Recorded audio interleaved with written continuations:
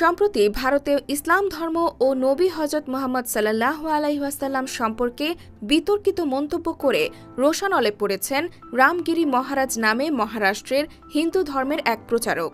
এর প্রতিবাদে মুম্বাই অভিমুখে লং মার্চ করেন মুসলিমরা। এতে লাখ লাখ মুসলিমদের অংশগ্রহণে জনসমুদ্রে পরিণত মহারাষ্ট্রের এক্সপ্রেসওয়েগুলো।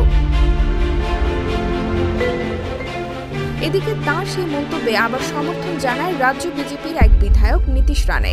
শুধু তাই নয়, মসজিদে ঢুকে মুসলিমদের ওপর হামলা চালানোর হুমকি দেন কট্টর হিন্দুত্ববাদী এই নেতা। আর এতেই ফুঁসে উঠেছেন লাখো ভারতীয় মুসলিমরা। এক প্রতিবেদনে ভারতীয় সংবাদ মাধ্যম হিন্দুস্তান টাইমস জানায়, এই ঘটনাকে কেন্দ্র করে মহারাষ্ট্রের বিভিন্ন থানায় ধর্মীয় অবমাননা এবং রাজ্যের শান্তি ভঙ্গের অভিযোগে 91টি লিখিত অভিযোগ করা হয়। এছাড়া প্রতিবাদে মুখরিত মুসলিম জনতা মহারাষ্ট্রের ছত্রপতি সম্ভাজিনগর থেকে মুম্বাইয়ের উদ্দেশ্যে চলো মুম্বাই তেরঙ্গা র্যালি কর্মসূচি পালন করে।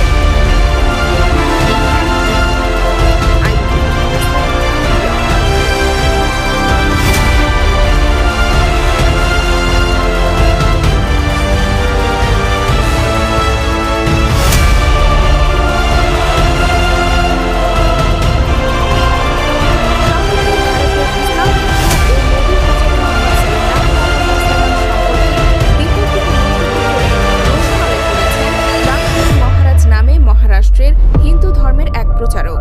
এর প্রতিবাদে মুম্বাই অভিমুখে লং মার্চ করেন মুসলিমরা। এতে লাখ লাখ মুসলিমদের অংশগ্রহণে জনসমুদ্রে পরিণত মহারাষ্ট্রের এক্সপ্রেসওয়েগুলো। এদিকে তাঁর সেই মন্তব্যে আবার সমর্থন জানায় রাজ্য বিজেপির এক বিধায়ক নীতিশ রানে। শুধু তাই নয়, মসজিদে ঢুকে মুসলিমদের ওপর হামলা চালানোর হুমকি দেন কট্টর হিন্দুত্ববাদী এই নেতা। আর এতেই ফুঁসে উঠেছেন লাখো ভারতীয় মুসলিমরা।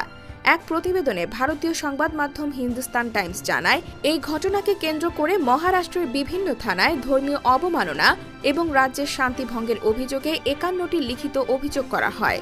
এছাড়া প্রতিবাদে মুখরিত মুসলিম জনতা মহারাষ্ট্রের ছত্রপতি সম্ভাজিনগর থেকে মুম্বাইয়ের উদ্দেশ্যে চলো মুম্বাই তেরঙ্গা র্যালি কর্মসূচি পালন করেন।